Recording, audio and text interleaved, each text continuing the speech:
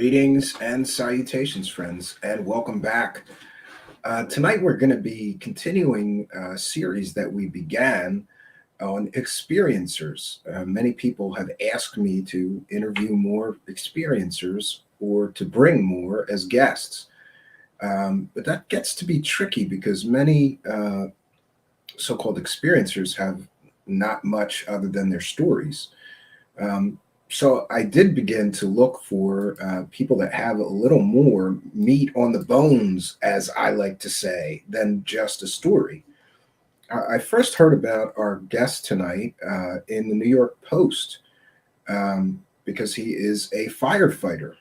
Our guest tonight, Andrew, says he's a psychic medium, according to the New York Post article, who regularly encounters extraterrestrials, UFOs, dead people, angels, and other strange phenomenon, even in his Brooklyn fire station. I have posted a link to that New York Post article in the live chat. I found the article interesting because it's rare that somebody with these type of experiences gets sort of mainstream media coverage, but Andrew did, perhaps because he's a New York City firefighter. I'm not quite sure why there was interest, but I'm glad that there was because he's got some incredible experiences and also appears to have, unlike a lot of experiencers, he has evidence. He's got a YouTube page full of videos. He's a CE5 kind of a person, seeing UFOs and videotaping them. And we're going to be sharing some of that tonight. But before we do, let's get to the man himself, Andrew here. There we go. Andrew, let's do this. Try this again. Good to see you. Hey, Steve, thanks for having me. Can you hear me fine? Yeah, Okay, absolutely. cool. Yeah, I just want to thank you for having me on the show. This is great. I had Yeah, heard my about your show. pleasure. I'd heard about your show, and then I had seen recently that you had on a friend of mine by the name of Richard Doty. Um, Oh, I didn't know you and guys were friends. That's interesting. yeah, I know him. Oh yeah, I know him pretty well. He knows everybody in this strange world. That's Yeah. right. Yeah, so it's interesting. You meet people along the way, you meet good ones, bad ones, in between, everything. It's interesting how it really all started for me, just to give your audience a little introduction. Basically, growing up, I used to watch that show Unsolved Mysteries on TV. Yeah, Robert Stack. Love it. That's part of the Yeah, inspiration for my show, with the smoke and mirrors and mystery yep. and intrigue. Sure. So I used to watch that with my grandmother, and in like the 90s, we used to talk and say, all right, hey, if there's any way you could come back to me, after you cross, can you promise that you'll come back? I wanted to make like a deal with her that she would come back. Um, and then that was in like 1995. So you're talking 31, 1995. When I'm like 31, she passed away. So many, many years after this, my grandmother passes away. And I was at a restaurant in town where I grew up. I grew up in a little neighborhood called Floral Park, New York. It is at the beginning of Long Island, and the border of Yeah, Long actually, Island and I lived Queens. in I lived on Long Island for a short time. I know exactly where that is. Oh, okay. Yeah, so you know. Yeah, nice little neighborhood. Yeah, A lot of beautiful. shops and restaurants. Beautiful place. Yeah. Yeah, absolutely. And we're in a restaurant there, me and my mom, and a guy comes up to us, and he's got long hair and earrings, and he says to me and my mom, he said, "You had a relative that just died, and she had cancer on her face, and it spread up her face and went to her brain, and she passed away." I said, "All right, yeah." And the guy said, "Well, I'm a medium." He said, "My name is Robert Hansen." I said, "Oh, I heard of you, but I never had seen a medium before face to face or anything, but I heard the name." So I was like, "All right, whatever." And then he said to me, he said, "Which one of you," me and my mom, he goes, "Which one of you was born on Easter Sunday?"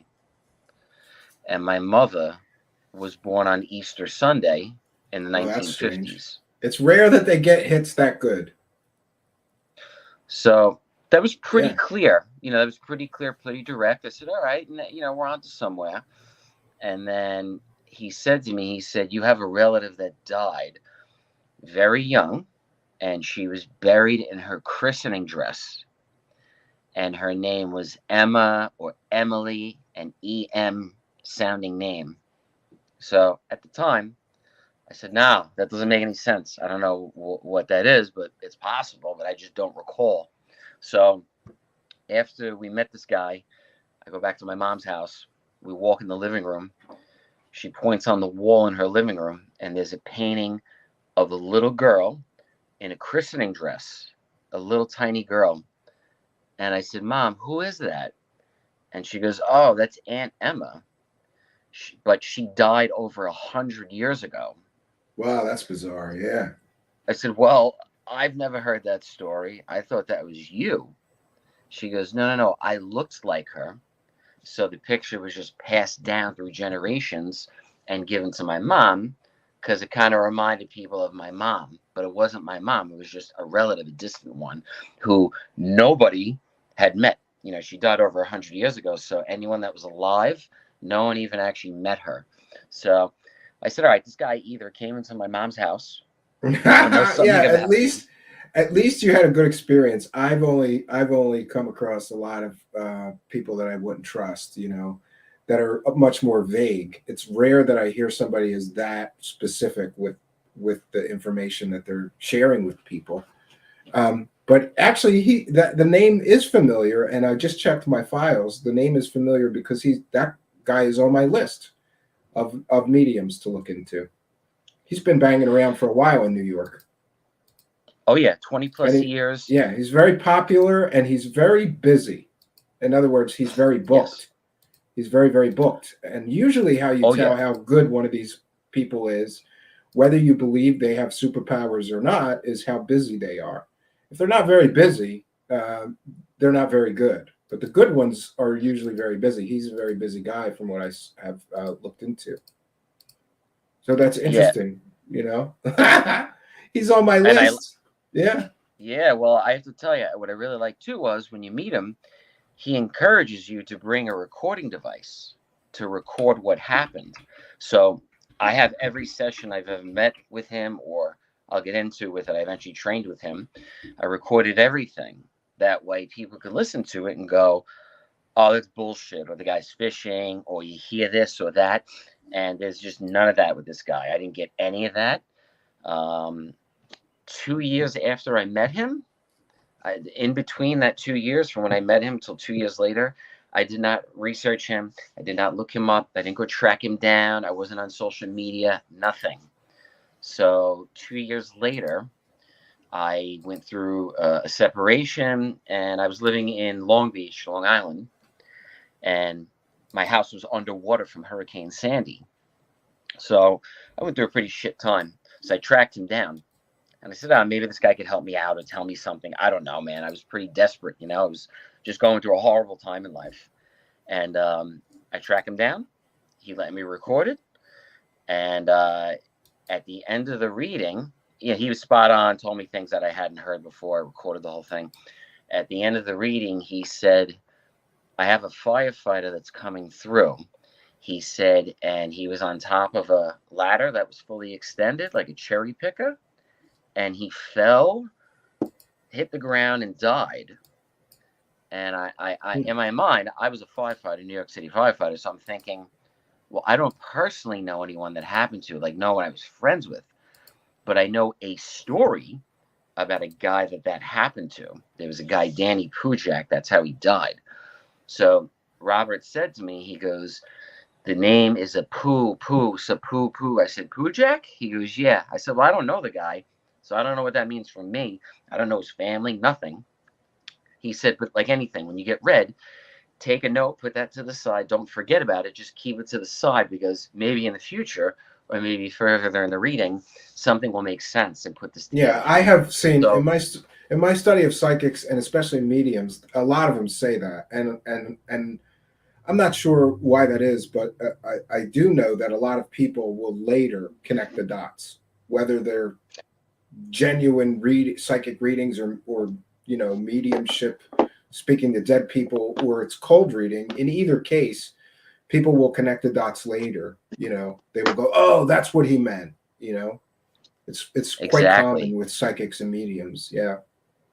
So I walk out of his, well, I'm finishing up the reading with him.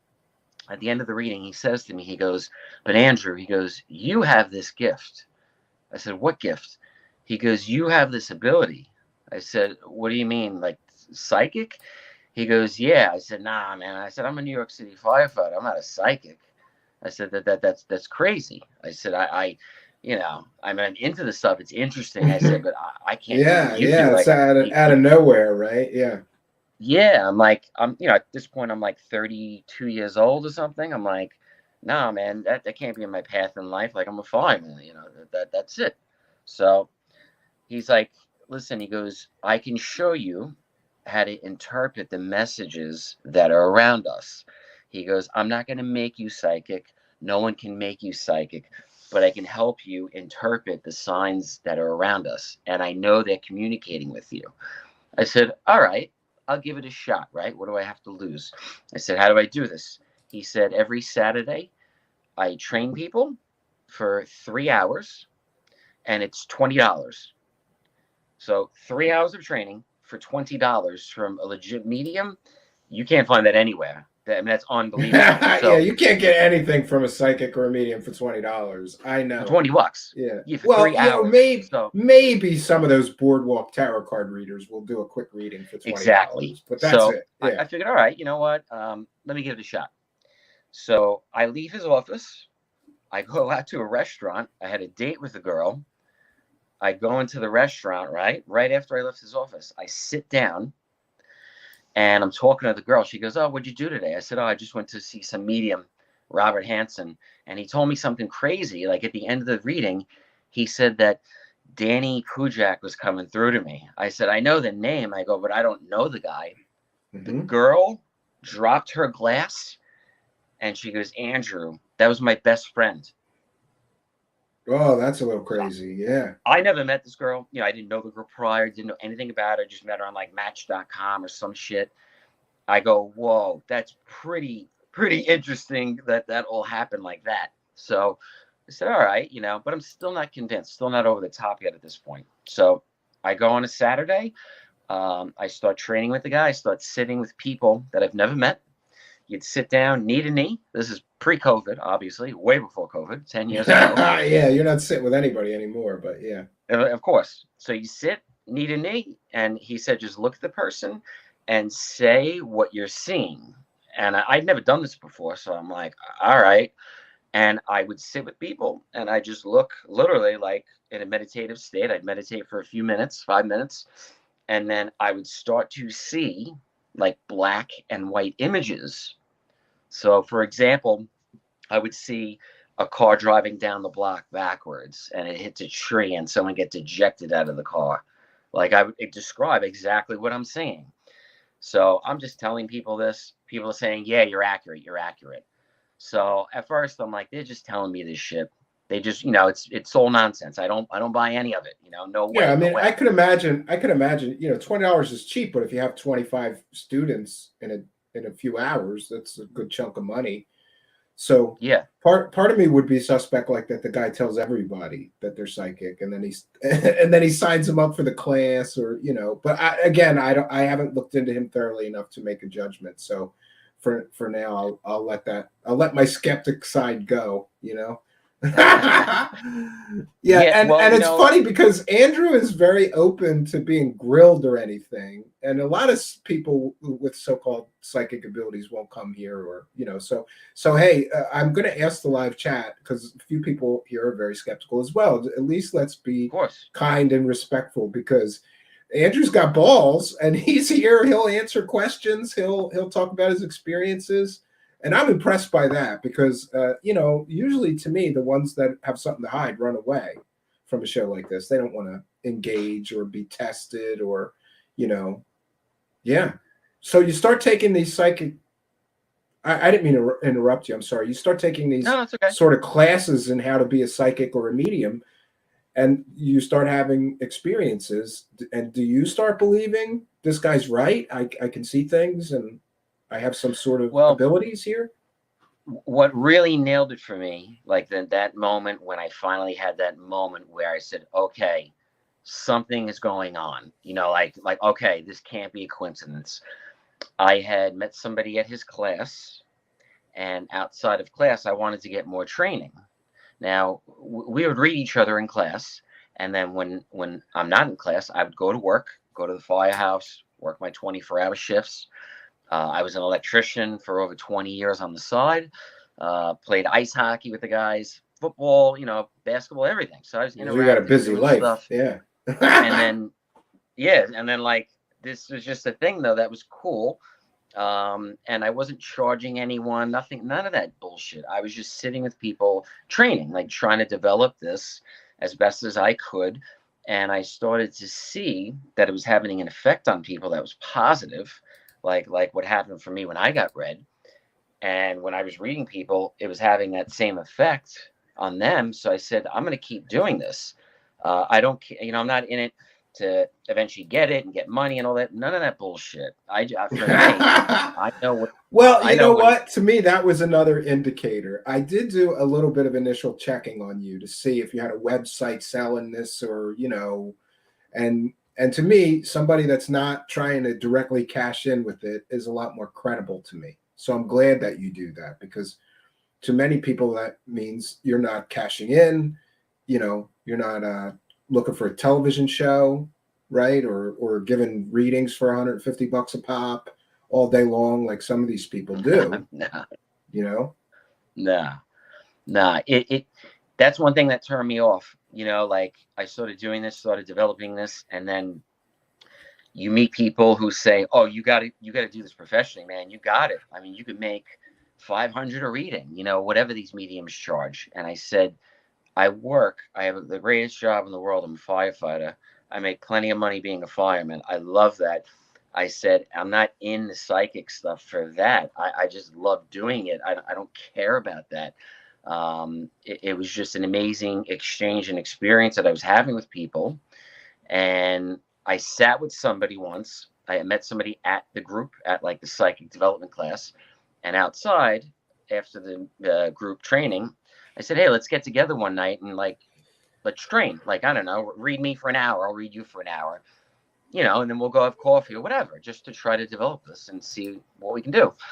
So I sit with this person, and it's nighttime, and I see in the room, it's dark out, it's pitch black, there's just a candle on in the room. I could see like a white 1 to 2 foot tall, it looked like something glowing in the room, like a ball of energy or light or whatever. Orb See or something something like in the this. room. Okay.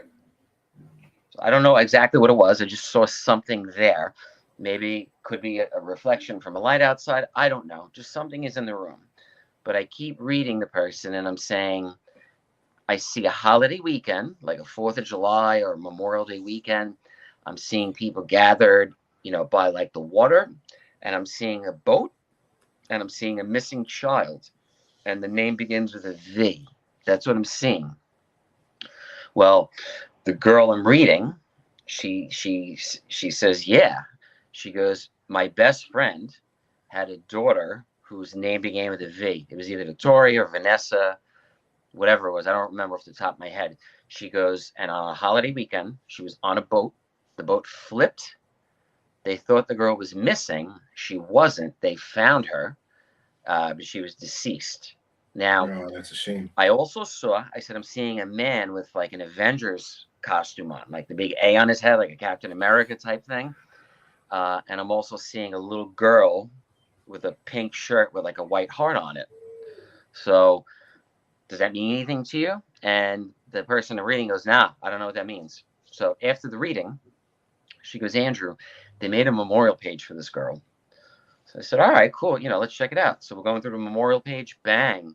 There's a photo of a man in an Avengers costume with the A on his head. I said, who is that? She goes, oh, that was like her mom's boyfriend who treated her like his own. I said, wow, Oh, it's pretty wow. interesting, because that's what I saw in the reading. I didn't know who it was because I don't know this person. And then we keep looking through photos, and there's a picture of the girl when she was still alive with like the pink shirt with the white hearts on it. This is stuff I was seeing in the reading. So I knew at that moment I knew that something was going on because I did not look prior. I never have looked prior. I don't do that stuff. Like I said, not in this for money, none of that crap. I am doing this out of the goodness of my heart. I'm trying to do this to help people because I know there's a healing component to this if you do it right. Yeah, So well, see, that's the that's the problem that I've always had with most mediums is that they're really, a lot of them prey on people's grief and things like that. So the fact that you don't take money, yeah, I absolutely agree that whether I believe that somebody's truly talking to somebody's dead relative or not, I know and have talked to people that had that medium experience. Maybe they had unresolved conflicts with the deceased person, or something that they didn't fix while the person was alive in their relationship. And many people walk away from a medium's reading feeling so much better about the situation. So yeah, that can be tremendously healing to people with, especially people with unresolved issues, or in this case, maybe the death of a young child, which is hard to make sense of, right? And thank you, absolutely. Melissa. Kind and generous. She sends me Mexican money, and every time she does, I go, $100. Oh, wait a minute, that's like $4. But thank you, Melissa, for your kindness, your generosity, and your support. We'll take your Mexican pesos. It's okay. Thank you for your kindness, your generosity, and your support of the show. So after this, you become essentially convinced that there's something to this, and it's not just smoke and mirrors or Yes. tricks, or that you have some Yeah. genuine ability. And then do you go on to try to continue to hone this ability and practice? And So I keep training on the weekends, and then I start telling some people that I know. And then, like a friend at work, for example, a guy at the Full House would say, "Oh, bro, can you read me?" And I would say, "I'd rather read your cousin or your wife or someone that does not know me at all." Because yeah. in that way, you Hmm. could say, "Okay, there's no way, he could have known that." If I read you and I kind of know you, you're going to be skeptical and say, "Well, he knows this about me and that about me." Yeah, Maybe I he's once fudged me. recently had somebody that wanted to do a psychic reading for me, and I take all takers if they're willing to do it. But they told me all things that I know I have mentioned on my show, that I have two children, and they were like thinking that they got all these hits, and I was unconvinced because you know enough about me to make every one of these statements. So, you know, but then there was another one recently who gave me a reading that was really spot on many different things, including some family history that no one would know. Like she basically told me like a dark family secret that I've never said it out loud, and she knew intimate details of that. So that was kind of shocking and disturbing. But I agree with you. You can't know the person, or the psychics who repeat things that can be found on social media is another big thing. You know, like, oh, you recently went on a trip. Well, they just posted that they were in the Bahamas. So yeah, so I agree with Right. your decision to do that. It's best if you're reading people that you've never met, you know nothing about before you get there. That's the true test for me, somebody claiming to have these abilities. So you continue to give readings for friends, family, and things like that. Yeah, and preferably, like I said, preferably strangers or friends of friends, so that way I don't know them at all. And in the meantime, as well, in 1999, I was in the Coast Guard, and I had a UFO sighting. So I was 19 years old. I was down in the Gulf of Mexico, Caribbean, that area. I was the lone night watchman on top of a 210-foot medium endurance cutter. So decent sized boat, Oh, that's a big boat. Yeah. 72 members on the boat, 72 total. So I'm the night watchman. And this is old school. This is late 90s. The technology now is probably incredible. But back then we had regular binoculars and old generation one night. Yeah. I mean, horrible. So I remember seeing out to the left. I looked and I saw two silver objects, and they were staggered. So not with each other, just slightly off. They're moving. So I'm thinking it's got to be a satellite. So I call down to the bridge. I call down below and said, "Oh, whatever, 20 degrees or whatever it was. I got two objects." Well, the radar man had nothing on his radar. So that's impossible. Impossible. So Officer comes up, another officer comes up. Next thing I know, they're waking the captain of the boat up. And there's 20 something people up, and we're all looking at these two objects moving in a formation.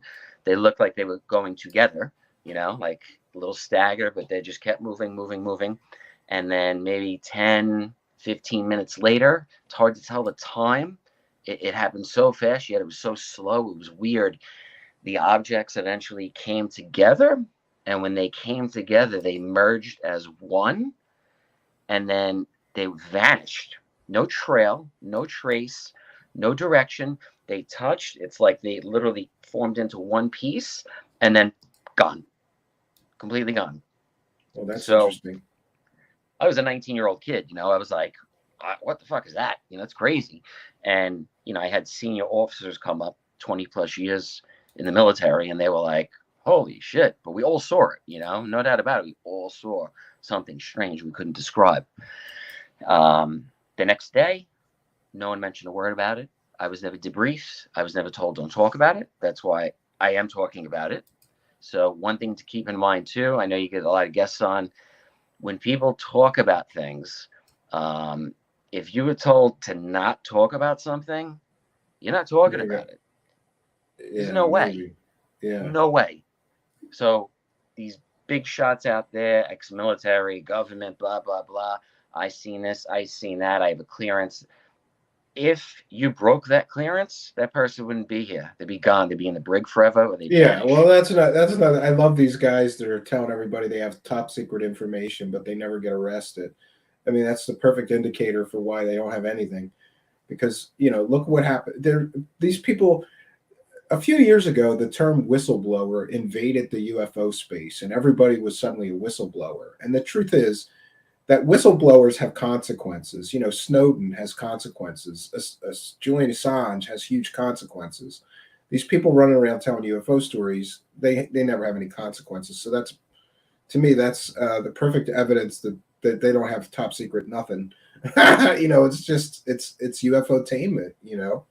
So you've had these sort of UFO experiences, and then later in life you have this experience with a medium and you start getting psychic readings. At some point, I suppose many people believe that all these phenomena are related: demons, ghosts, UFOs, spirits.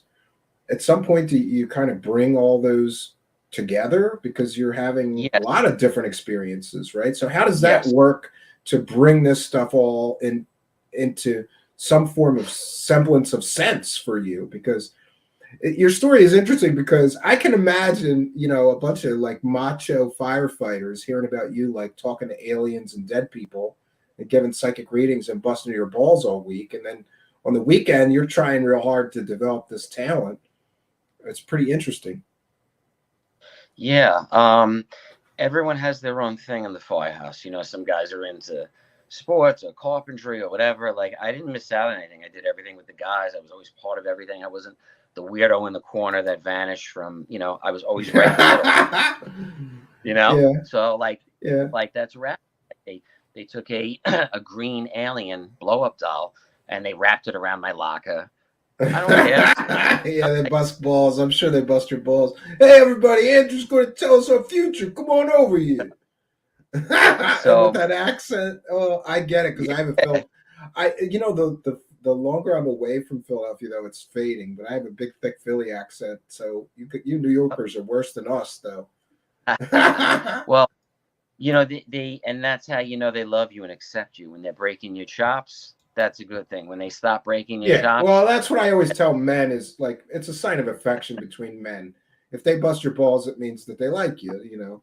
Women sometimes don't understand that. Like, oh, why are you going to bust his balls like that? Because that's what we do, But at some point, you begin to bring more of these phenomenon together in a sort of unified way and just accept. Did you just accept it? Okay, I'm going to see aliens. I'm going to see UFOs. I'm going to see dead people. I'm going to see demons. It's all related, right? Yep. So in 2011, I tracked down Dr. Stephen Greer. Found out that he was claiming that he could proactively make UFOs and everything else, UFOs, aliens. Yeah, I'm glad you're going to talk about this, because I'm very skeptical, and I'd love to hear from somebody that's more of a believer. in So that. at the Sure. time, my partner was a New York City police officer. So she was pretty well trained observer, right? Decent, I would say. Myself being a fireman, we're pretty well trained at observing danger and things. So, being skeptical, we're from New York, everything is bullshit. Everyone's full of shit, of course, you know that. So, all right, let's see. I said, this guy's claiming that he could teach you how to meditate and make these things appear. I don't believe him. I don't. But me and her were really curious about it. And I never forget the sighting I had in the military. It sticks with you. When you have something like that happen and you see that shit and you can't explain it, it never Oh, goes sure. away. Yeah. I had experience when I was 10 years old. So when people are so dismissive, I say, well, if you had seen what I saw, you would be a lot more interested in the topic as well. Sure. Yeah. You become So, obsessed with it because it feels like the walls or the veil of reality got pulled real thin for you. And yeah. after having an experience, you kind of accept that like some things you're just not going to be able to explain. So sure, I understand the interest. Absolutely. Yeah. And so we fly out to Borrego Springs for the week. We pull up to Gria's like house that he rented out. I walk in the door. First person I see is Dr. Stephen Greer. Next person I see is Emery Smith. Oh, let me ask you two things. First of all, Yeah. how expensive was that to pay Greer for, if you remember the Uh, price? And do you have yeah. to sign? There's been various reports from people that when you go to an event with him, you have to sign a non-disclosure agreement, which to me is crazy. Mr. Disclosure is going to make you sign an NDA, or you can't come and be a part of his thing. But other people have Yeah. told me, though, that's not the case. I don't know if it's some events he makes people Oh, yeah. sign and some he doesn't. No, that's 100% true. So you have to sign an He NDA. And what did it cost for the week? Do you know? It was like a week long so thing. for the two of us, the week, everything I'd say was 5 grand. But Wow. we flew from New York to Cali, hotel, air, rent a car, all that shit. So, Yeah, that gets expensive. Yeah. I think you're muted somehow. Andrew, you're muted. I didn't mute you. Your mic is muted.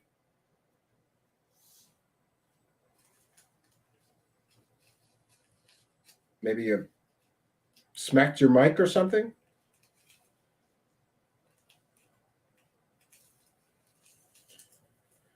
Hmm.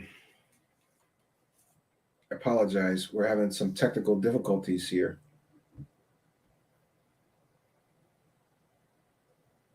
Can you say something? We'll see if you're still muted. Can you hear me? Oh, so we lost Andrew, but I'm sure he'll be back along once he figures out his issues. Interesting guest with a lot of interesting experiences. And I'm having a hard time figuring out how we're going to unpack this all, but I sure would like to hear his. Andrew Gambino says, mention Greer and shit happens. Yeah, it's the machine elves. V says, yeah, maybe. Or maybe Greer's trying to stop him from spilling the beans, right? But I believe that he's more or less a Greer supporter. But I'm going to shoot on over to Facebook and tell him if he can't reconnect so we can continue here. Auto mic gain, audio in and out. No, I don't know. Let me go over to Facebook and let him know to try to log back in. 1 second, friends. Just bear with me. I always say this: you get the show warts and all. That means sometimes we're going to have difficult technical challenges. I knew that things were going a little too well. I'm going to tell him try to log on again. Same link. I'll give him the link again just to be sure that we have it. Just to be sure that he has it. And it's the correct link. Yeah, I don't know what happened there. I'm going to blame Stephen Greer or the Machine Elves, right? Yeah, on the rise says, leave us alone, Greer. We want to hear this story. It was just when it was getting good, too, right? Just when it was getting good. Madam Two Swords is here. Welcome, Madam Two Swords. Gunner65 says, mention Emery Smith and shit happens. Yeah. Spooky says, I would like to see some of the proof he says he has. Well, he's got a whole YouTube channel full of it.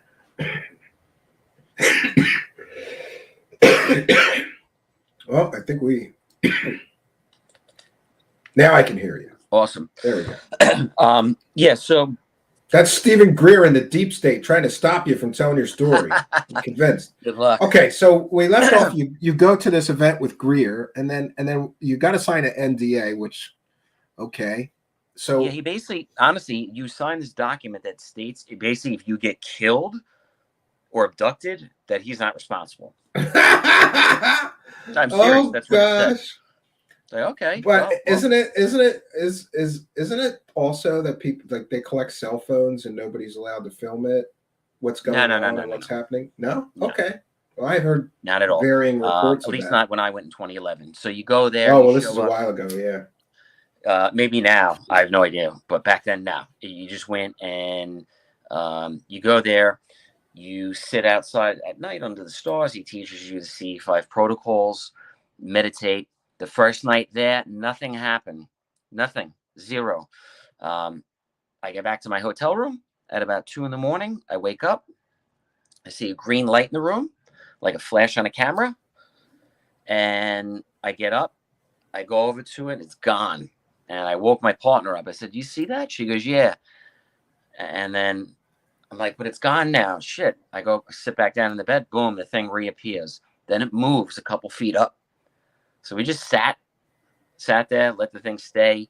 And for a few hours till the sun came up, this object just flashed every, I don't know, minute, 2 minutes. There was no smoke detectors in the room. We were in the fucking desert in the middle of nowhere. You know what I mean? There's no outside lights, nothing. So I don't know what it was, but something was in the room, right? And from that moment on, I've had contact every single day of my life that I've tried to. So, well, that's interesting. So you think that these, are you aware that most of the protocols that he sells and is teaching people, it's just transcendental meditation? Oh yeah. Yep. So I got certified in TM and all that too. But you believe that these so-called CE5 protocols work?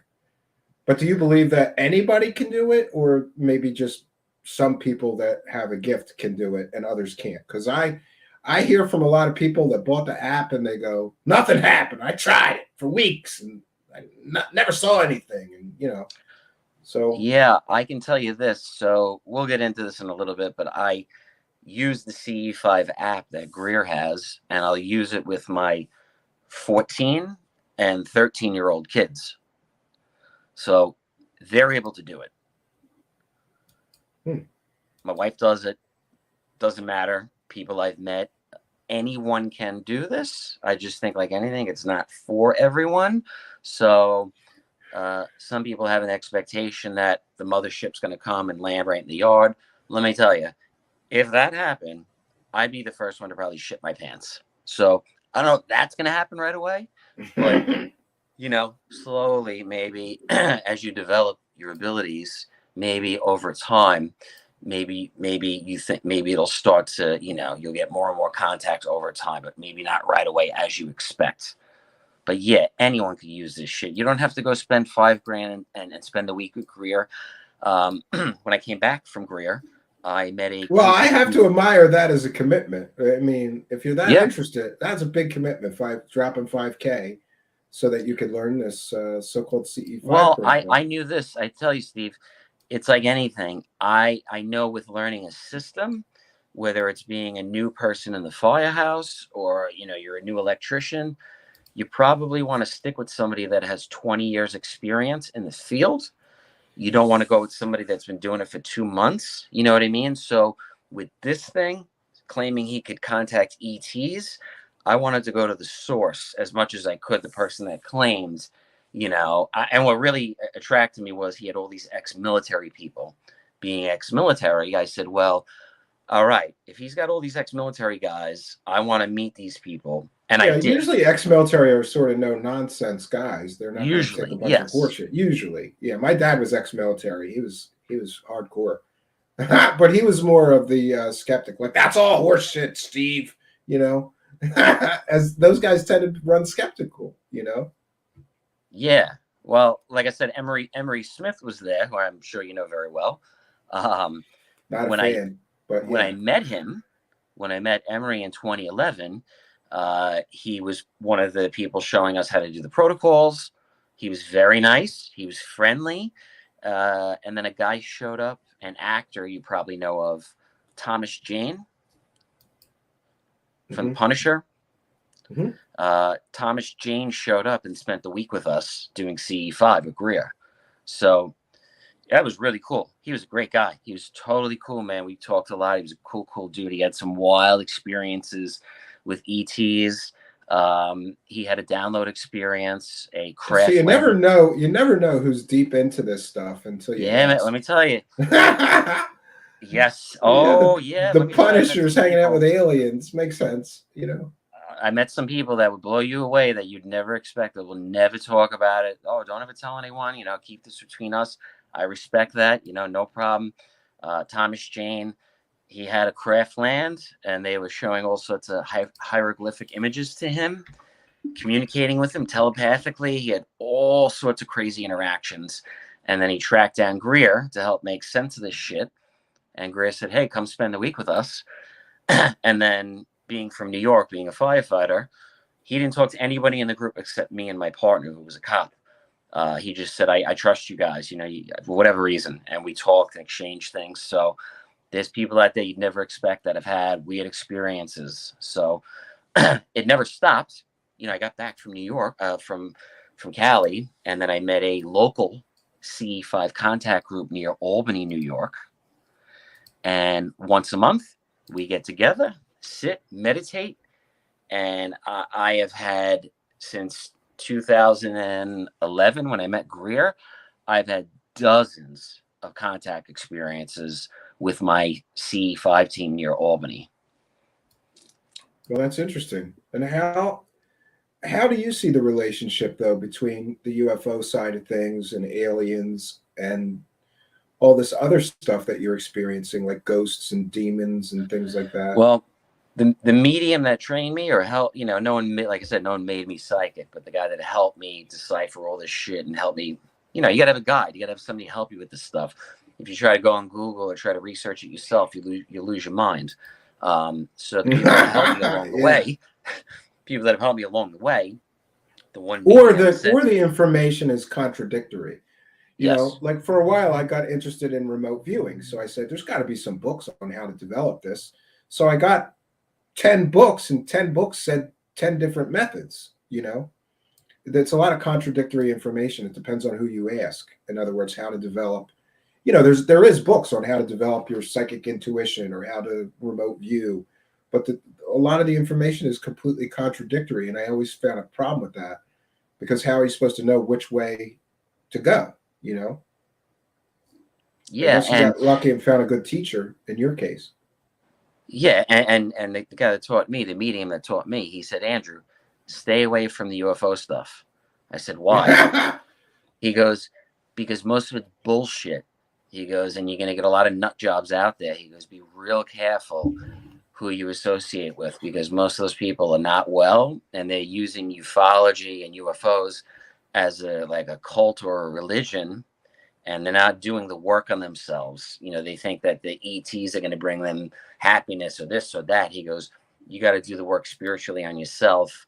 Then, if you want to look into that stuff, then go there. He goes, but just be very careful. And he's right.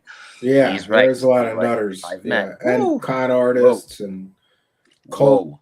like people. There's a lot of cult like activity in the UFO world. It's bizarro. Yeah, yeah.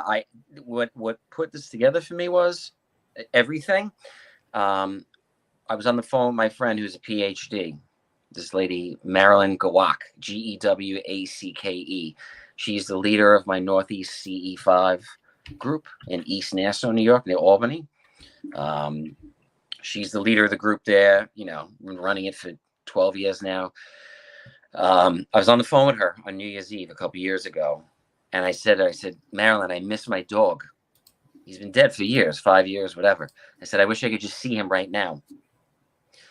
So I'm on the phone with her. Yep, that's her. And all of a sudden, in the distance, I see something like an object. I go, hold on, let me take a picture.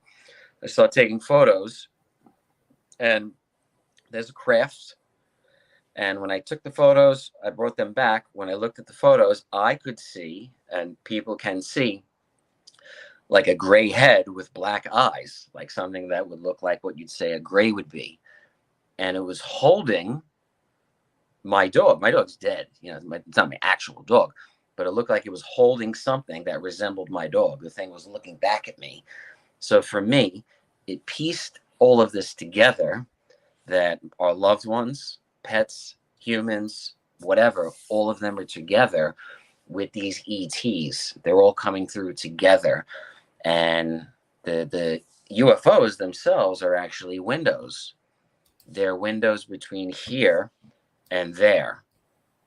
That That's an whatever interesting that other concept. place Yeah, I is. haven't heard that. I haven't heard that before, but it could be. And I've often thought that someday, like physics, there's everybody's looking for that, one theory to explain it all.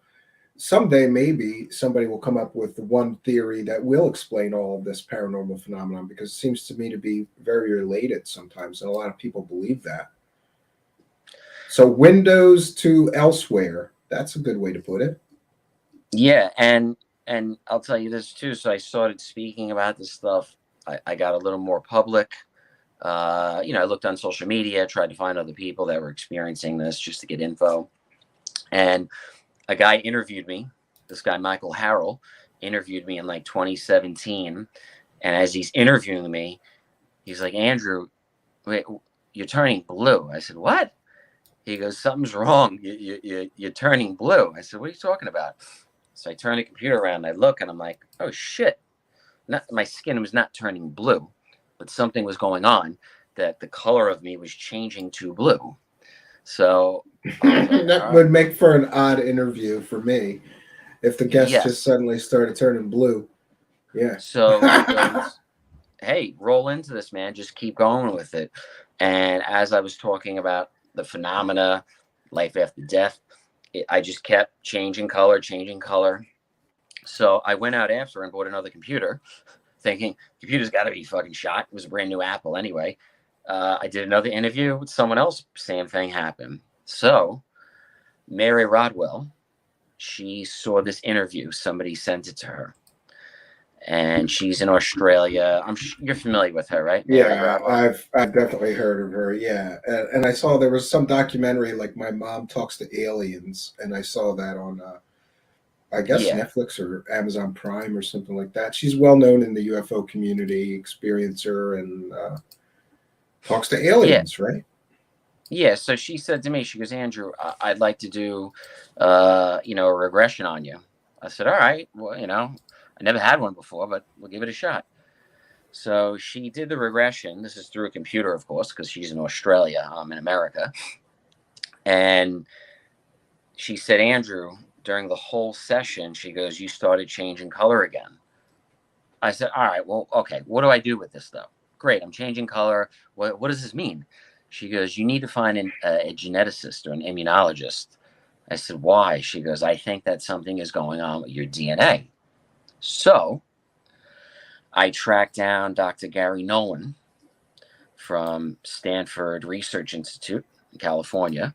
That's interesting. He's been Dr. coming Gary up with Nolan. me a lot lately. In fact, I Yeah, just had another guest who was here, and then he went and talked to Dr. Gary Nolan too. and I sent him, videos that I had, pictures I've had, told him my experiences. I'm like, what do you think's going on, Doc? I have no idea. This is an odd one. And he said, what I think is going on is, he goes, in our brain, there's a brain within the brain. We call it the antenna. He goes, you're somehow activating your antenna. He goes, the antenna is two ways. It could send information and it can receive information.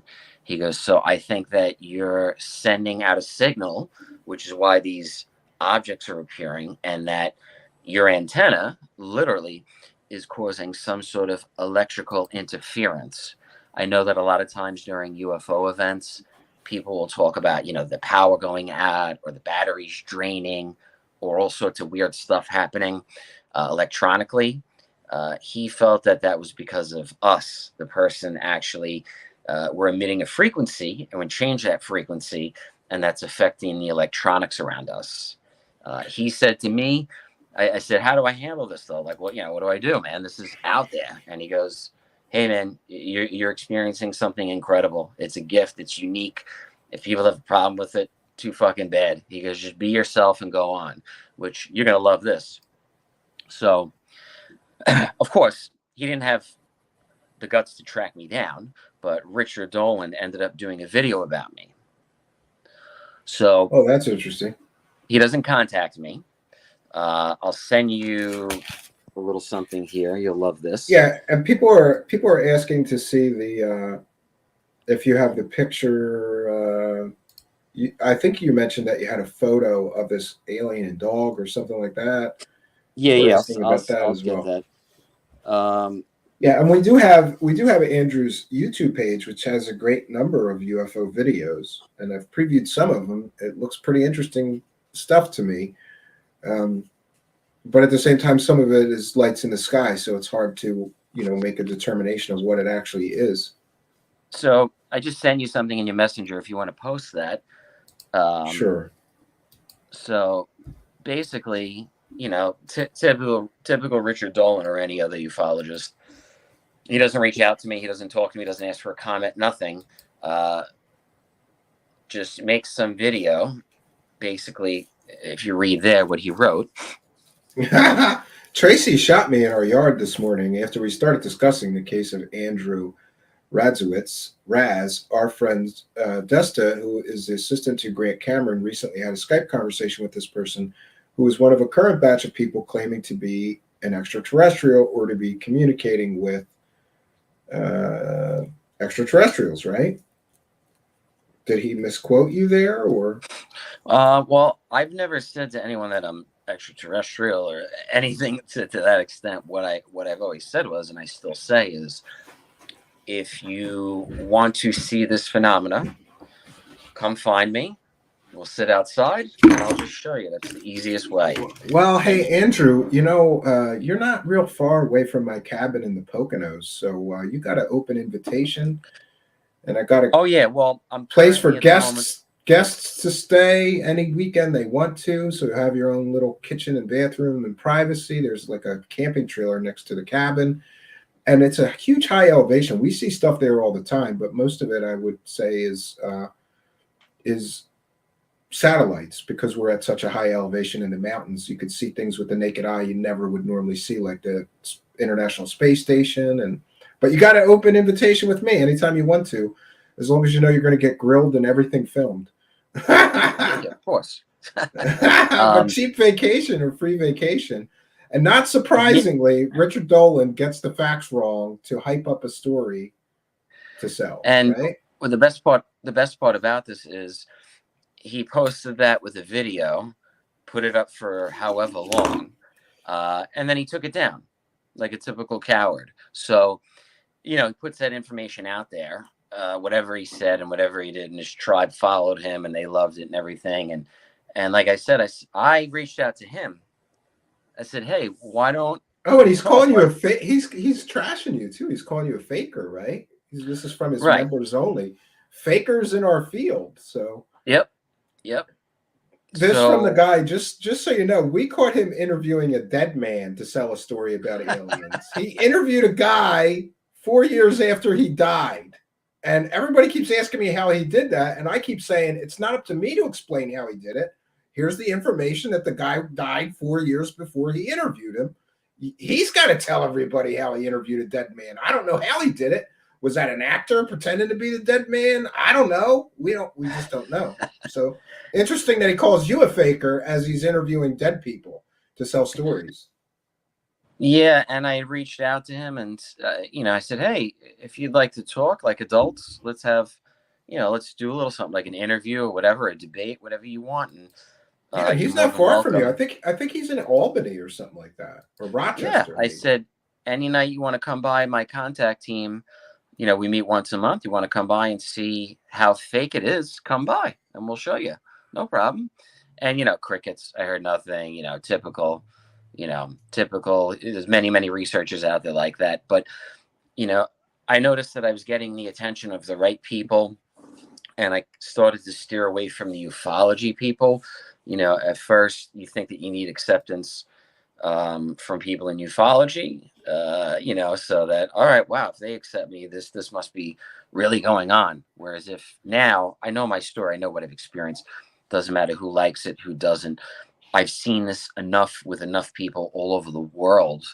Um, I'm currently at the moment in Melbourne, Australia. So Oh, you I've are? I done didn't this. know that. Yeah, I've done this globally. So what happened was I came to Australia to speak at a conference, and I met a girl traveling. We started dating long distance. We got married. We had a Well, good for child. you. I came to Australia. COVID happened, and I never left. You're stuck, right? What about your job at being a firefighter? Is that waiting for you, or oh, he touched his camera and we lost him again. Oh no. V says shots fired. Yeah, there's another reason to there we go. Don't touch anything anymore. Can you So hear me? yeah, I can hear you fine. So you're stuck in Australia. I was wondering though, what about your job as a firefighter? Is that waiting for you, or you on like a sabbatical, or are you done with that?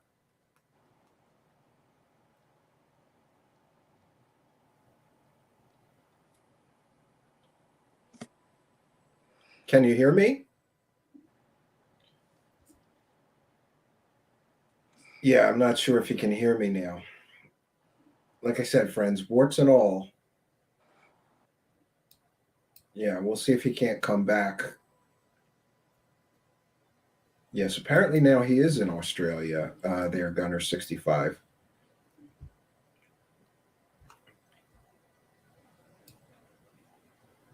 And no, Lord Ludicrous Platt, I would pretty much never probably become a Stephen Greer fan, just based on everything I know about him. But I have respect for people that believe that stuff works. I suppose, right? I mean, who knows? Who knows what is possible in the depths of the human mind? And Andrew, how's that? How about now? Can you hear me now? Oh, yeah, beautiful. Thank you. All right. Then once you get it set, don't touch it again. I'm not touching it. Yeah. Yeah. So, yeah. Going from people like that and dealing with all that nonsense in ufology, there's little cults and groups in there. I've understood that. So I just kept doing my thing, kept documenting everything, kept recording, kept filming. That's it. Just keep telling, Yeah, just keep. people keep asking about the picture of the alien and the dog. If you have that, Yep. maybe you could send it to me on Messenger. But try not to touch anything. And then we do have, interestingly, I don't know if they would mind, but Yep. Andrew has had a bunch of his CE5 videos featured in a music video. So maybe if we take a break tonight, we could play that. It doesn't appear that they would mind. So and I'll put their link to that group in the description of the video.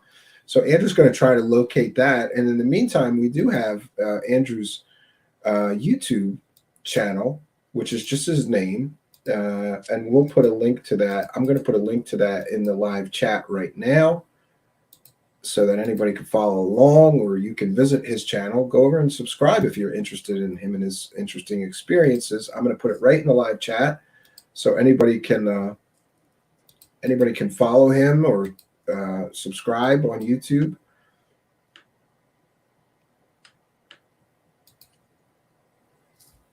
One second. So Andrew, I'm going to play. I'm going to share something from your YouTube video in the meantime here. Oh, I lost it that fast. There we go. Now I got it back. Yeah, so here we have some of his CE5 videos. This one from December 2020. Yeah, I sent the dog pictures to you. I took that like on an iPhone 8. Wow. This one's interesting. So, yeah.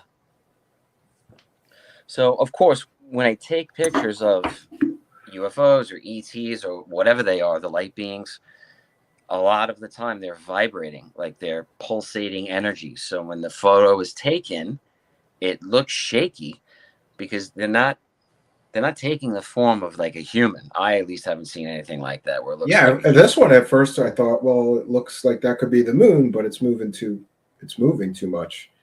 And an interesting scene around there, it looks like a purple sky. And this is at night, so why is the sky purple except being illuminated by whatever this object is? Why are the clouds so purple? That's interesting.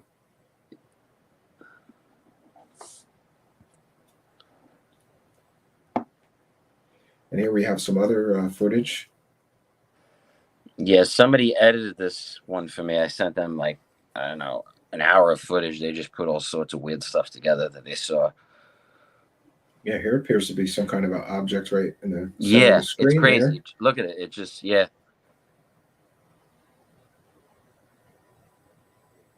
Wow. And have you Very considered getting better cameras with like telephoto Oh, lenses yeah, and yeah, stuff yeah. so you could get I'm closer images? Because that would be my first Yeah, thought. Like, let's get some better cameras so that we can see more detail. of course. But this is interesting because it appears to be flying in the sky, and it doesn't appear to be an airplane or have. And it appears to be changing shape as it's flying, which is bizarre. Oh, and there's another one. Yeah, so you've got some interesting footage for sure. I remember previewing some of this and being a little perplexed. Sometimes people send me UFO footage and it's pretty easy to go, well, that's a drone, that's a balloon, that's this, that's that. This thing's bizarre because it seems to be changing shapes and zipping around. Yes. And then we've got all these other orbs and things in the sky, like a fleet of them, whatever they are.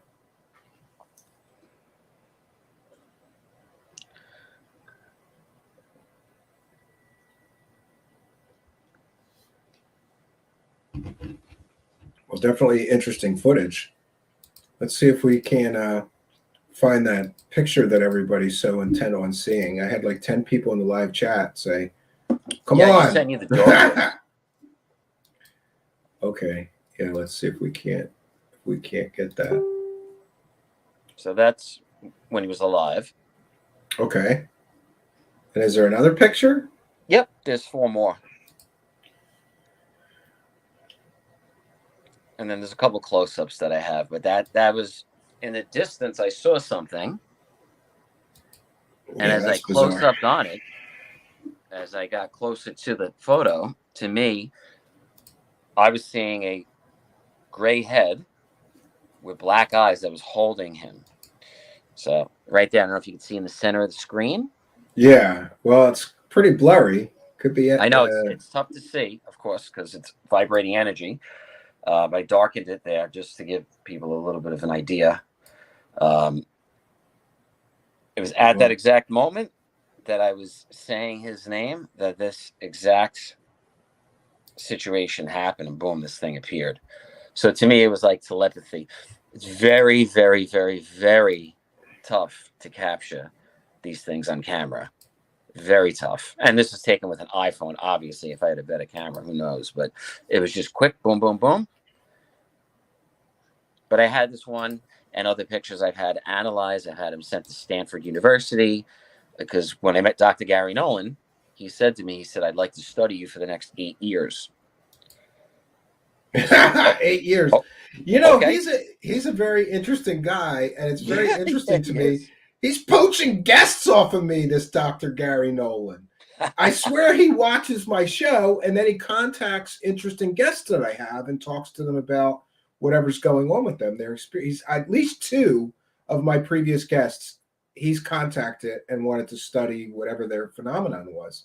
So he's definitely got an interest there, and most people would know him from this CE5, or not CE5, but the Stephen Greer movie with the fake dead baby that turned out to be just a fetus or whatever that Yeah. people thought was an alien. And he's also involved with CTSA with the analyzing the material, and with Jacques Vallée analyzing what Yep. people claim to be material from UFOs. So that he's definitely an interesting guy. Yeah. His advice was don't go near the craft, which I have not. I don't claim to, and I've never ever said I've been on a craft.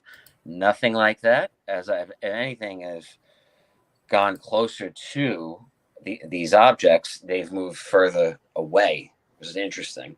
So I've heard stories of people touching these craft and having health problems after. I So have I as just, well. Yeah, I have as well. And there could be a multitude of reasons for that. Like if this is really some kind of alien spacecraft, we have no idea what's powering it. Could be nuclear, could be some kind of strange, could be dark matter or dark energy or something we don't even understand that could cause health problems and health defects in people. And there's the famous Cash Landrum incident where they got radiation burns from being too close to one of those things. So yeah, exactly. You got to be real careful. And this right here, I'm just sending you this too, Stephen. If you look in the messenger, this was a picture taken from the video where I started changing color. This is now not this is Photoshop. This is This is not an bizarre. Are edit. you sure? This one I'm going to say, are you sure that it's not a problem with the webcam or something weird going on? Because this one looks really funky. Yeah. So you turned blue in the middle of an interview. Do you have the video? Can you send me links later? Oh Not yeah, tonight, yeah. but There's a whole yeah, I got YouTube to see video. this. I'll send you the link. It's on my page. I have it under videos on my YouTube page, but I'll send it right to you. Yeah.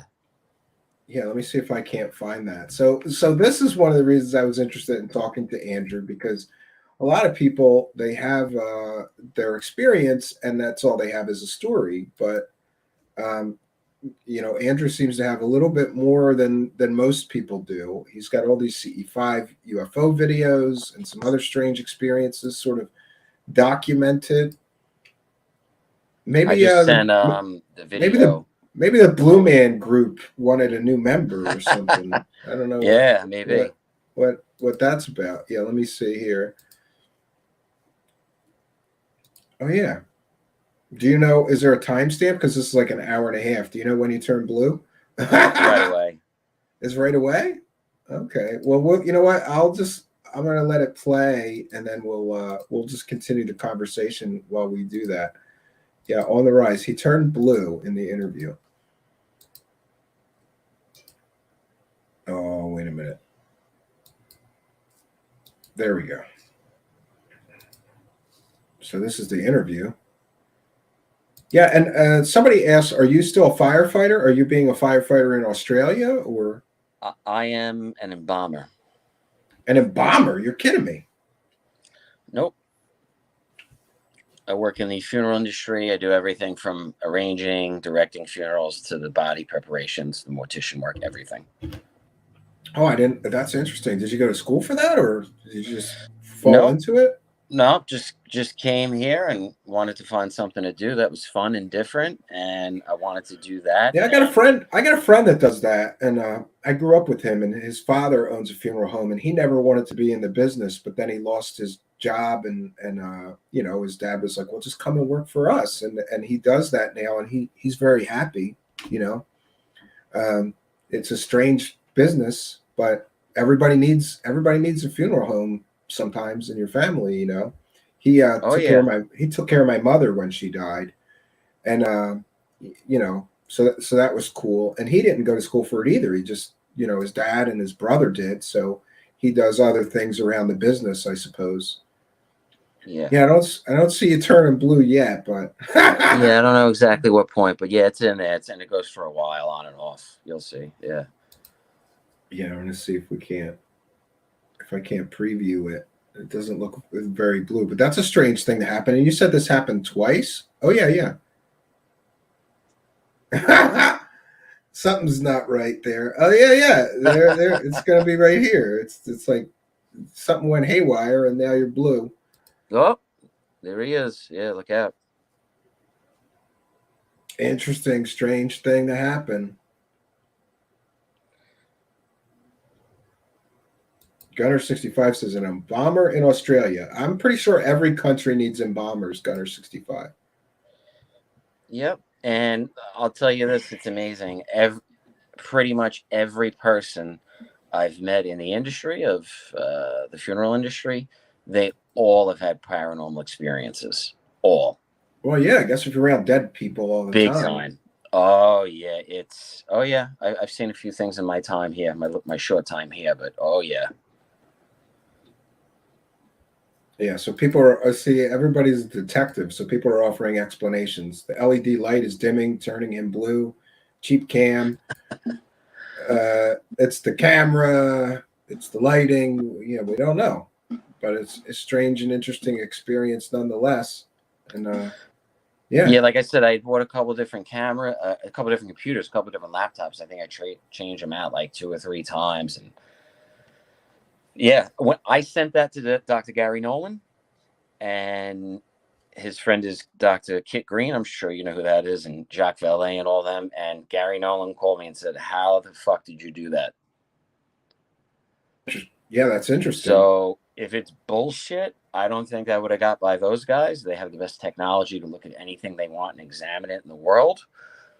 So to So me, we talked a pretty good deal about the UFO experience you've had, but what about the ghosts and demons and angels? Because I've heard from this article, and again, a lot of people think that those things are all related, and you're seeing ghosts and angels and demons. Is that on the regular? Like how often are you having these kind of experiences, seeing um, any of this stuff? UFO. You said UFOs every time you try, but what about ghosts, demons, angels? Because I've heard you've been seeing angels, which is strange and interesting as well. yeah, I had one in particular life-saving experience when I was a firefighter. I jumped off the truck, was about to go into a building, and I saw my grandmother's apparition. She'd passed away years prior. I saw her apparition, and she said, "Don't go in there." I was like, and she was gone, like here and then gone. Grabbed all our stuff, and I told the guys I was with, I said, "Hold on, just wait a second." And then we were told, "All right, going in the top floor." And I said, "Just wait." And like 30, 40 seconds later, boom, fire blew out of every window on that floor. Oh, so that was a good call not to go in, I guess, right? I'd never had that happen again, but to me, that was I would say an angelic type positive encounter. I look at it like my grandmother is my guardian angel, or whatever, however you want to call it, because if I had not listened to that or I'd gone in, I would have been killed. That we all would have been killed. So, But do yeah, you there's believe things that out was there. you mentioned before your grandmother and you having this sort of pact that she would come Yeah. back if it's possible? Do you believe it Yep. was your grandmother or was it maybe something else taking the form of Yeah. you? No, it was her. It was her voice. It was definitely hers. Her voice. I could hear it, nice and subtle. And And yeah, it so was wild. what about demons and angels then? Yeah, I think that there's, attachments people get. People get attachments to things, or they're going through certain things in life. Um, a lot of it's in the mind. Like we can manifest types of things in the mind. What's an angel? What's a demon? Angel to some, demon to others, right? So, I believe that they're both very real. And the power we give them, we got to be very careful the energy that we and the focus that we put towards that, because these things can manifest into reality. We can pull them in.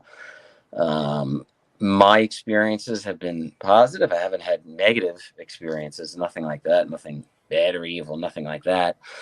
But I've seen entities, or I don't want to say demons, but just beings that were stuck between here and there. Maybe they were going through things in life and they were just caught in that in between phase. Um, maybe they killed themselves, or, drank themselves to death, or drugs or whatever. And I think that there's certain energies out there that feed on that. So when people are going through things, there are certain energies that are out there that will harness and try to attach to people like that and keep them in that stuck state. So, you got to be real careful what you entertain and what you feed. People are still fascinated with this blue, you turning blue. Glitch in the auto color function of the camera. It Maybe. Yeah. could be Hey. many, many different things. Yeah. So what's next for you, and what have you been doing lately? You mentioned you did a UFO conference talking about your experience, I guess, but what about the Yeah. psychic and medium side of things? Like, what are you? I Yeah. I often think like it's just fascinating to me. Like, if you suddenly wake up and you have these supernatural abilities, like, what is it that you do with them on a day to day basis? Do you continue to try to hone them and develop them and exercise them, get better with them? Do you try to help people? I would think like murder investigations, missing people. I could imagine that if you wanted to, you could be extremely busy trying to use these gifts. I've always looked at it like this: like I work my regular job, right? I'm in bombing or whatever you do for a living doesn't matter. And then the free time that I have, through word of mouth, people find me. I help them however I can, come to peace with things. Um, and I feel like I know that that's a. I hate the word gift, but that's just something I've tapped into. Something I've chose to really harness and refine and get better at. And it's not about the money. If I could do that forever and not have to work ever again, if I could just read people and help them, I'd love to do that. It's amazing. It's a beautiful thing. But at this juncture in my life, I just work. I'll speak at conferences. I won't accept money. I've spoken at conferences. I'll never take a dollar. I don't need it. As long as I'm working a job and I have an income, I don't need any money from anybody. I'm fine. And that So does give you a certain level of legitimacy over and above people that are taking the money. So people ask me, "Oh, can I give you money or pay for something?" I said, "Go donate it to a charity. I don't want it. Just do whatever you want with it. I'm just here to share my story. And there That's seems it." to be a lot of people asking if you do any drugs. And Killboy says peyote, shrooms. Is he doing drugs? Other people say yes, definitely. So, just to clear that up and to clear the air, are you doing drugs when you're having these experiences, or these experiences Now, when I met not on Greer, drugs? he was real strict about even having a sip of alcohol. I don't drink. I don't take drugs. I haven't. God, I haven't drank in years. So as I got more and more into this stuff, I got less and less into the partying, going out, going to concerts, all that crazy stuff. So I Yeah, just you don't. remember you remember your life though before kids, Andrew, and now. It's totally a 180 for me. Yeah, I used to Yep. go out party in bars, concerts, clubs every night, right? After those kids come, you're just like, well, I'm staying home again tonight. Yeah, I don't And have time. Yeah. I'm actually right where I want to be though, so it's not like it's a down thing. Yeah. And what do your friends and family think about these gifts and what you've been doing? Are they skeptical? Are they believers? Are they mixed?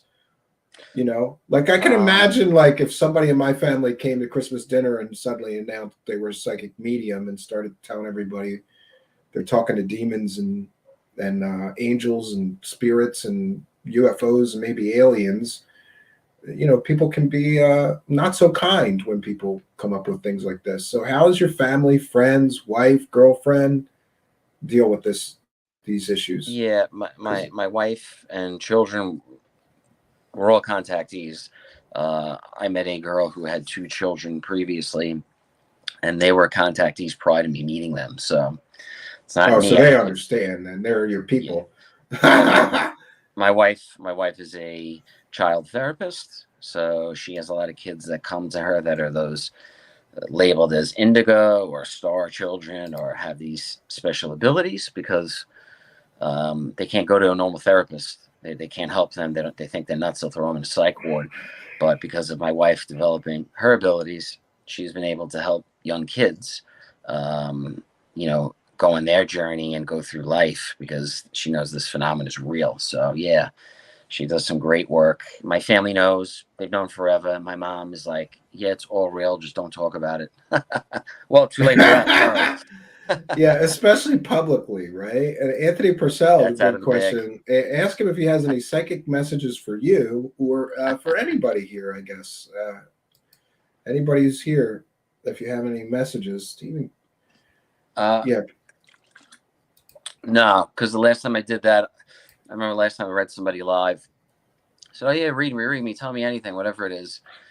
And Yeah, it doesn't said, go all right, so wait till well the break. sometimes, And right? then we went to the break, and then I said, are you ready to share with the audience that you just took your girlfriend for an abortion a month ago? And they were like, no. I said, that's why I'm not going to read you right now. So I'll read you privately off camera, okay? Oh no! Oh no! Oh So no! now when I sit and read people, it's usually 90 minutes, nothing like that. I don't do short little things. But people, I tell them, reach out to me. They can email me, contact me if they want a reading. I'll fit them in, obviously, when I can. Family first, like always. But yeah, Well, I have no especially because you problem. don't charge for people, and just so people understand, I think some people in our live chat has heard this story before, but I was doing stage magic shows for a while, and then I got a new agent who said, "Well, I really need a psychic," and I said, "Oh, I'm not going to, I could fake it, but I'm not going to do it." There is so much money in being a psychic that it was something like orders of magnitude above what I could get doing regular magic shows. If I just went there and said, "Hey, I'm a psychic," and did a bunch of psychic tricks and did some readings, it would have been like 1,500 a show or something really, really Wow. high value money, as opposed to being a magician where, when you're starting out, especially, it's 300, 500 if you're lucky. Later, I got to that level just doing magic, but it's interesting that there's that much money. And I did what was called a mentalism show for a while, but I always put this disclaimer in saying, I use my five senses and conjuring and trickery to give you an illusion of a sixth sense. And he's like, "No, you got to take that out. Don't tell him you're fake." And I'm like, "No, I'm going to do this the honest way. I'm not going to pretend that I have superpowers." And then he was pissed. He really wanted me. He's like, "You know how many bookings I could get you if you just drop the disclaimer and just say I'm psychic?" And but I didn't feel good doing that. So, but there is huge amounts of money because along with bookers of entertainment like magicians, singers, comedians, they also book psychics. And some of those psychics can get $1,500 to show up someplace, do an hour presentation or talk about how they got their superpowers and then give readings. $1,500 a shot. That's a lot of money for Andrew to just say, "I'm not interested."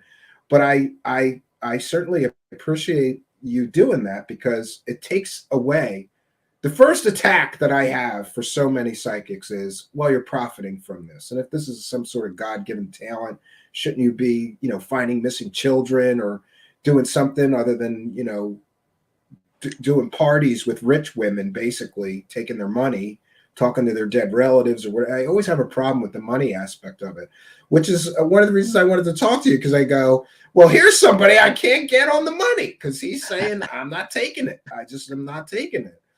And so you mentioned that people can get readings from you. That's interesting. You just try to fit people in when you can, because right, it's not like you have a Yeah, that's financial it. motive. Well, that's pretty interesting. Pretty interesting. So, are you planning on ever coming back to the United States? Or are you just stuck in Australia now forever, or are you going to stay there? Yeah. At some point, I'll be back in America. During lockdown, there was nothing else to do anyway, so I never thought I'd write, but I started writing everything from anything and everything about my life experience and where I've been and just things I've experienced in life. So I just wrote out everything, and I tell you, it's been really cool to put it down on paper and really freeing and cool to see what I've done and people I've met along the journey. Well, here's a general one that you might not mind answering. Killboy is asking you to ask the spirits when the lockdown will be over in Australia. And I just want to mention, I hear what's going on over there. I got a few different friends, one a journalist, and he's like, "I cannot believe that this has happened to our country.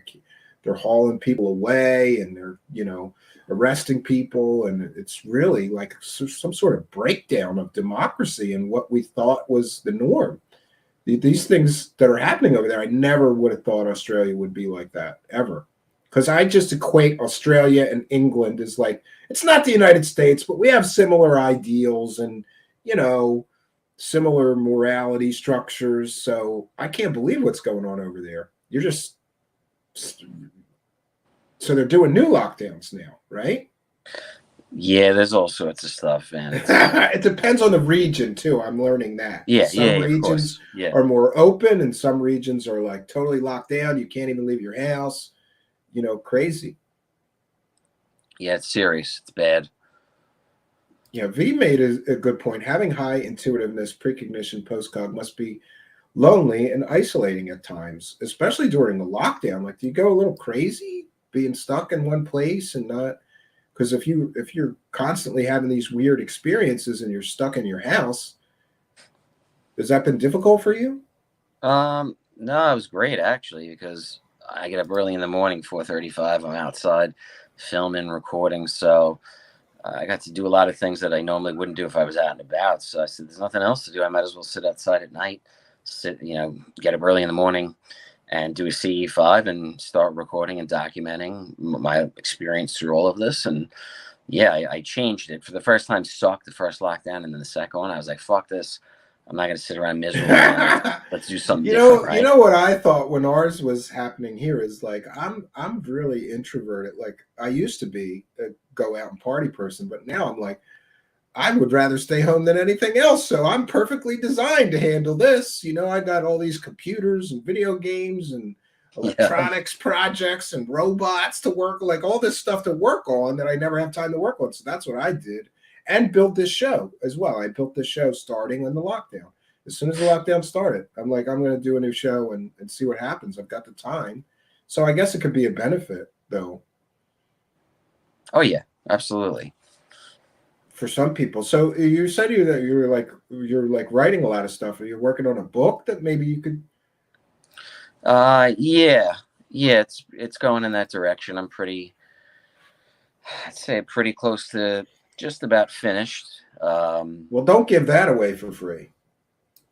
That could Nah, be your hook. Like, look, I'll give you nah. free psychic reading, but the book you got to buy. It's on Amazon or whatever. Yeah, of course, of course. And We'll just see to where be it goes. clear, because I'm sure I'm going to get emails, I don't have any problem with anybody making a living, but it just seems like some of these people go too far.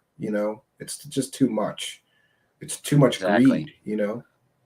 I agree. I totally agree. But yeah, I'm right. And hey, wherever it goes, it goes. And there's a lot more. It hasn't ended. There's just experiences happening all the time. More and more people are talking about these experiences all over the place now. It's a common thing. So, especially after going through COVID and all this shit, you're going to hear a lot of cool stories coming out of lockdown and spiritual awakenings and things that have happened to people. So, 2022 is going to be a cool year. Okay, and I did get your private message. And if you don't think that band that you contributed those things would mind, I have their video that we could Yeah, play yeah, go that ahead. has some of your things. And yeah. And I was shooting for 90 minutes, so we're just over that. I apologize. No, Andrew's it's got okay. some family stuff going on, and he's got to run. But what we're going to do, Andrew, is first of all invite you back because this has been a fascinating conversation, and I'm sure that my audience and I would both like to learn more and go a little more in depth, and maybe we'll do another shot at that. But in the meantime, I'm going to play. We'll let Andrew go. We're gonna take a short musical break. I'm going to be playing a musical guest tonight that has his videos of UFOs in the music video. And when we come back, we'll read all the super chats and I'll devote my full and total attention to the live chat. So I want to thank Andrew for doing this. Interesting and fascinating guy. I hope that you will return, Andrew. Yeah, definitely. Anytime, Steve. Thank you. All right. Thanks for doing this. Well, there you go, friends. What a fascinating and interesting individual. And I got to say, once again, one of the reasons that I was interested in talking to him is because of the money situation. He's not taking any. And do you know how rare that is that somebody says, I'm a psychic medium, and they don't or refuse to take money? I've only encountered one other person. And to be very honest with you, in my lifelong study of people claiming to be psychic, call it a hobby. Since I was very young, I was very interested and fascinated by people who claim to have psychic abilities. In fact, in one of my first jobs, I talked about this on another show, is that I worked for the neighborhood like gypsy psychic lady. Her name was Miss Olga Ray, and I would put the flyers all around the neighborhood for her to get business with. But then eventually, I figured out that she was telling everybody the same exact psychic reading. So I figured out she was fake. But my whole life, I've been fascinated and interested in looking in on investigating some of these people making the claims to have psychic abilities. And only one other time in my entire life have I ever encountered somebody who's claimed these gifts that refused to take money. And that person, to me, was the one person whose gifts I could not explain. And so when I heard about Andrew, especially Andrew not taking money, I was instantly intrigued, hoping that he would be of the quality and caliber of this other person who I could do a whole show on her. Um, Maybe we'll talk about her another time. But the other person that would not take money, I tested, and she was very open to being tested and interested in the whole process. Like, well, how are you going to test me, and what kind of tests did you have in mind? And I came up with we used those sort of psychic intuition cards with the symbols to see what her accuracy rating was when I would look at the card and try to transmit it to her. And her accuracy rating was much greater than chance. And we tested a person that had no, and they were just guessing. And then we tested her, and we did a whole battery of tests with her, actually, including some remote viewing and some precognition sort of experiments, hidden knowledge. Here's some information we'll seal in an envelope and put it in a safe. There's no way she could know what it says. Let's see if she could tell us what it said. And in at least one case she did, which blew me away. And again, the reason I was so fascinated with her was because she actually spent her time doing missing persons cases and using her intuitive abilities, which is how she described it. She didn't like the term psychic. She said, no, I'm an intuitive, whatever that means. And she would go on to explain to me that she just had a very highly developed sense of intuition, much greater than most people's. And her belief was that you could exercise that gift of intuition just like a muscle. A bodybuilder can gain muscle mass. Well, an intuitive can gain more intuition or greater intuition by continually exercising it. But in any case, I'm just mentioning her because that's what led me. One of the reasons that led me to this person was I was fascinated with Andrew for the same reasons, because he's not taking money. He's not trying to cash in. Hey, maybe he's going to write a book. That should be some money for him. And I hope it is.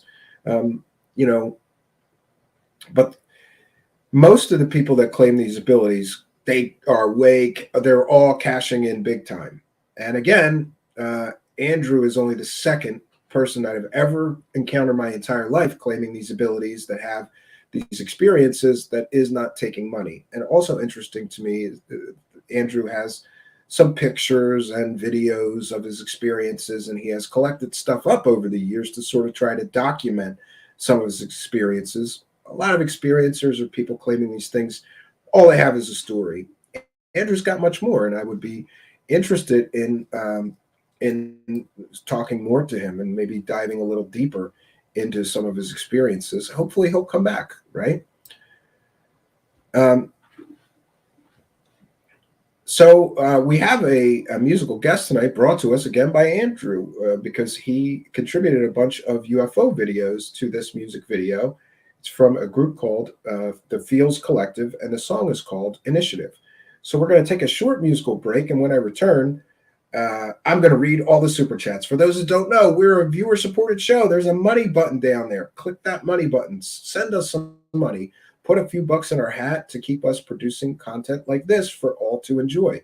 We are a viewer-supported show. A few ways you can do that. You can sign up for our Patreon for as little as $1 a month. We give out extra content and Patreon-only streams. We do a monthly show journal, sort of behind-the-scenes look, and also all my music is on Patreon. The other way to support us is make a PayPal donation. The instructions to do that are in the description of this video.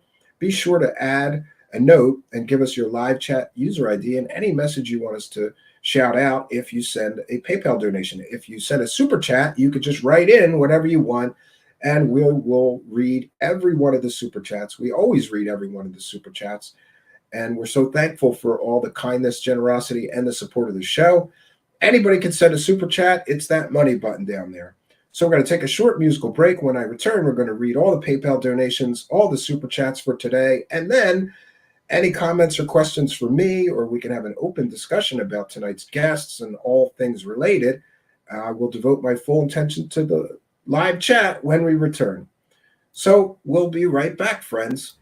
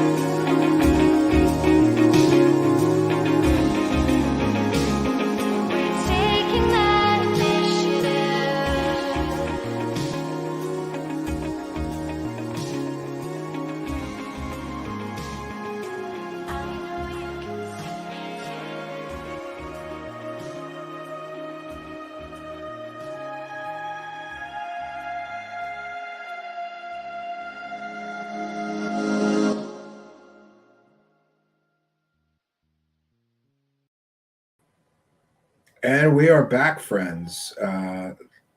Yeah, so we're going to check in with the super chats and the PayPal donation. I'll check in with the PayPal first. We get a kind and generous $20 PayPal donation from Jenny, who says, great to see your show growing. You deserve it. Keep it up. With a kind and generous $20 donation. Thanks very much for your kindness, your generosity, and your support, Jenny. We appreciate your support and thanks. Yeah, it does seem that the show is growing. And we have a mixed bag of comments about tonight's musical guest. Listen, I'm sorry that's last minute. This is I thought it would be interesting to share since Andrew's UFO videos are in the actual music video. I've never seen a music video that could claim at least that it has genuine UFO footage in it, and I thought it would fit our show well. He's saying digging the music, it's almost Pixies Bjork, yeah. And Al Julian said, this song is truly horrible. Al Julian, I invite you to send me any of your songs. You know, I'm always interested when somebody's very harsh with art because art is subjective, Al, don't you think? Like, other people really like the song. So I'm sorry that you didn't, but I would always invite people that are harsh on artists to walk a mile in their shoes. You know, go write a song. If you've never written a song, go try it. It's not easy. But I'm biased, of course, being a songwriter, and you know, I like to stick up for even if it's a band I don't like, or a song I don't like, or even a style of music I don't like. I'm very supportive of artists doing their thing. Right? Might not be my bag of, you know, might not be my thing, but it's still art, and art's art. It's subjective. You know, I once had this painting in my studio in Philadelphia that I thought was a great painting, and I wish I had a picture to show you. Um, it was a painting of a bunch of horses struggling to get to the front, you know, like wild horses.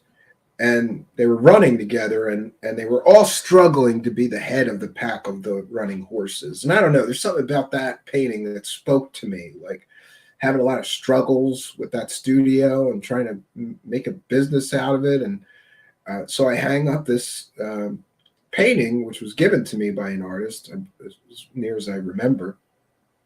And I love that painting.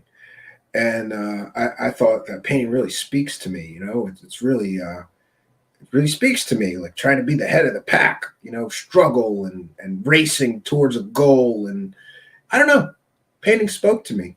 My wife hated it. She's like, I was rearranging things in the studio, and it was a big painting. So I said, I'm going to hang this painting in the living room. She's like, no, you're not. That's the ugliest painting of horses I've ever seen in my life. And I got to learn a lesson from that painting, which is that art is subjective, and one person is going to love it, and other people are going to hate it, and there will be people in between. So I guess try not to be so harsh, right? Try not to be so harsh with the criticism of art, because some people will love that. Some people love the song we played tonight, and some people not so much. I get if it's not your bag of, you know, not your usual thing.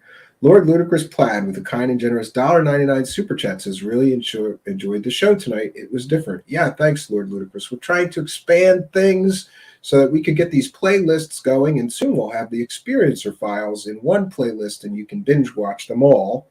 And we'll have the Enduring Mysteries playlist, and you can binge watch all of those. Thank you for your kindness, your generosity, and your support. I see just one other super chat that we got from Melissa earlier, who jokes with me, sending 100 Mexican pesos. Steven, guess what? You just got 100 fake US bucks. No, I got 100 Mexican pesos, which translates, I think that's pesos, MXN, which translates to around $5 US. So we're still happy for your kindness, your generosity, and your support of the show. Even though, yeah, I do a double take every time Melissa sends that 100. I go, 100? Praise the cat. Oh, wait. But I still praise the cash because it's still $5. And $5 is $5. In this economy, we will take it, Melissa. And thanks also to Lord Ludicrous Plaid, our other kind and generous benefactor tonight, with a $1.99 super chat. Anybody else have any please get them in now because we'll be wrapping things up tonight. Got some other things to deal with tonight. Trying to clean my office. I've been saying I'm going to do it. I was going to do it on the weekend. Then I sat here and did other things. Yeah. And I really got to clean the office before we can get these other camera angles. And I've got new camera mounts, so I've got to put up a few cameras because these camera mounts get in the frame and they're stupid. And actually they're very good camera mounts, but not for this application. So we're going to be wall mounting the side cameras tonight, hopefully, right? Yes, in the Sixth Sense, thanking Lord Ludicrous Plaid for his kindness, his generosity, and the support. Archaic Revival says, I want Dolan and Steven arm in arm. Both are powerhouses. I would beat Richard Dolan like a storm door in a hurricane, Archaic Revival, if we're talking about a fight. I don't know about being arm in arm with him or him being such a powerhouse. Not a fan. I used to be. I read his first couple of books, and I was like, this guy's great. He's grounded. He's got evidence. And then it got worse from there, Archaic Revival. But that's UFO disease. I hope I never get it. Shake Television says, appreciate it tonight's show. Cheers, Stephen. I think first time I've seen you here, Shake Television. So welcome. You're most welcome. And thanks for your kindness and support of the show. And Black Lotus Production says exactly right. Truthseekers artists should always support one another. Well, I've done my fair share. You know how many band shows I've been to for bands I didn't like, but they were my friends. So they're having a big show. Let's go and support them. Have a couple of beers. Yeah, always try to be supportive of those people that are out there. You got to put your balls out there to be an artist, Black Lotus Production. And it's a vulnerable feeling. You have to be willing to be vulnerable to be any kind of an artist, produce anything, even a show like this. And of course, you'll always get your detractors. By the way, I heard people were crying and moaning because I posted this cabin video and I did not post a link to Robin's channel. Just slipped my mind. It wasn't intentional. So I put the link to Robin's channel. And now they'll cry about something else. I don't know.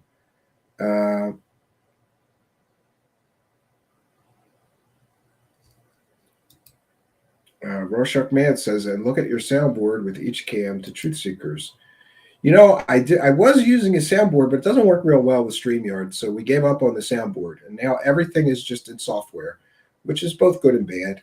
I would prefer to have a physical soundboard here so I can look at it and know if I'm muted. But the world doesn't work my way, so I'm just going to have to wing it the way that the software wants, right?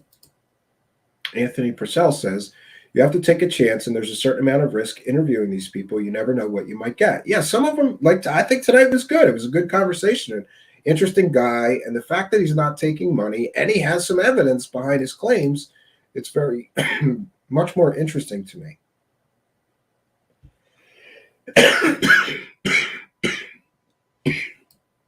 Pardon me. Mike Gambale says, see if you can get an interview with Thomas Jane and his CE5 story. Well, not familiar.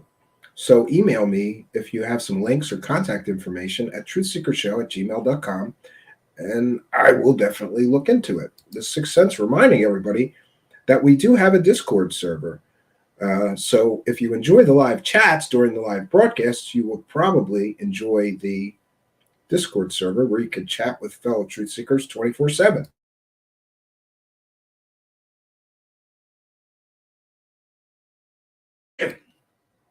Archaic Revival reminding me I could probably get some equipment from the Wilcock estate sale. Do you mean the Wilcock divorce sale? Chris Price is there over in the holding down the Facebook live video saying, thanks, Stephen. Another great show. Have a good night. Good to see you here, Chris Price. V says, really enjoyed this interview and how you're diversifying your talks. Thank you. We are trying, V. We are trying. I can't just talk about one topic within a small topic,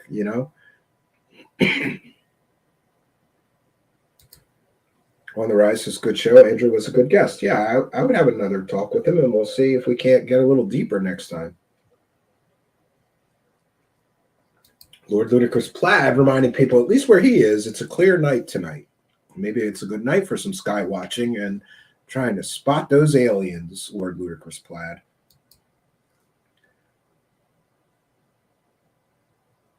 Uh-oh.